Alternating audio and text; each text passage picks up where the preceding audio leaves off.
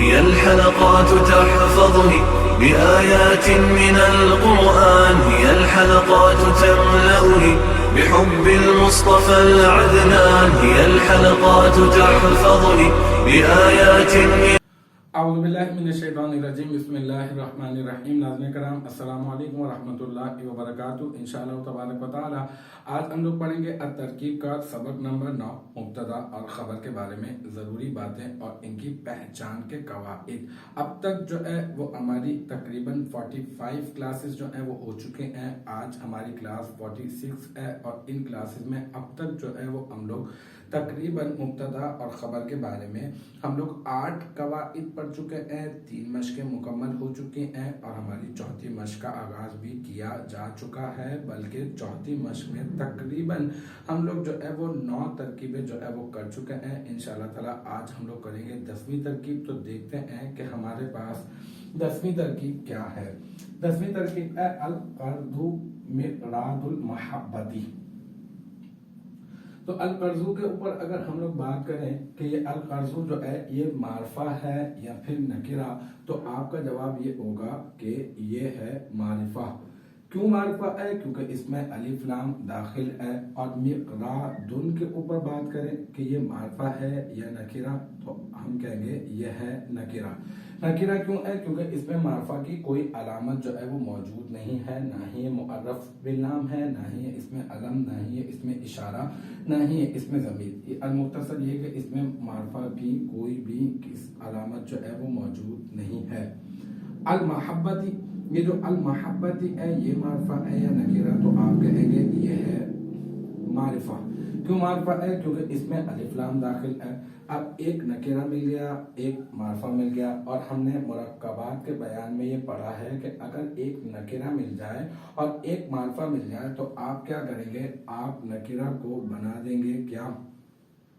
بنا دیں گے مضاف، اور آپ معرفہ کو بنا دیں گے کیا؟ مضاف الیہ۔ ٹھیک ہے؟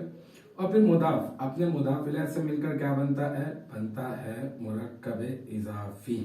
یہ مرکب اضافی بن گیا۔ اب آپ کو ایک معرفہ مل گیا شروع میں، اور اس کے بعد آپ کو ایک مرکب اضافی مل گیا۔ تو قاعدہ نمبر 8 میں ہم نے یہ پڑھا تھا کہ اگر اس طرح کا ہو کہ اگر ایک معرفہ مل جائے شروع میں اور اس کے بعد اگر مرکب مل جائے، مرکب اضافی مل جائے، تو آپ کیا کریں گے؟ معرفہ کو آپ بنا دیں گے کیا؟ مبتدا،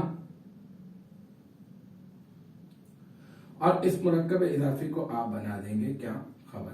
ٹھیک ہے؟ اور پھر یہ مبتدا اپنی خبر سے مل کر جملہ اسمیہ خبریہ ہو جائے گا۔ ٹھیک ہے؟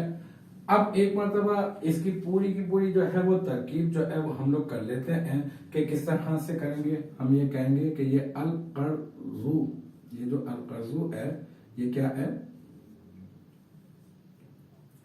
یہ ہے مبتدا،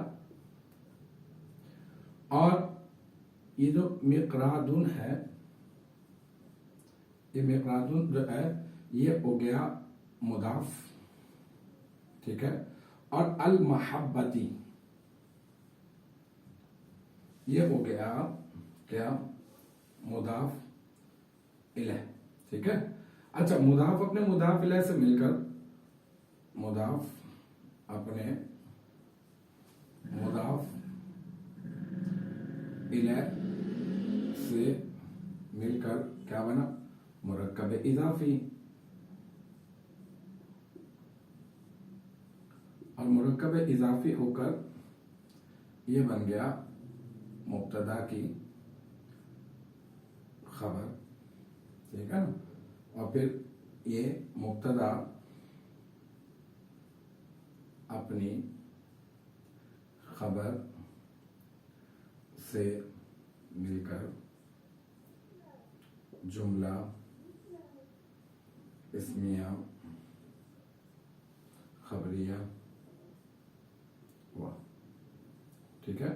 ایک مرتبہ پوری کی پوری ترکیب میں آپ کو پڑھ کے بتا دیتا ہوں۔ القرض مقراض المحبتی، اس کی ہم نے ترکیب کرنی تھی، تو ہم نے کہا القرض مبتدا اور مقراض جو ہے نا یہ بن گیا مضاف، اور المحبتی مضاف الیہ۔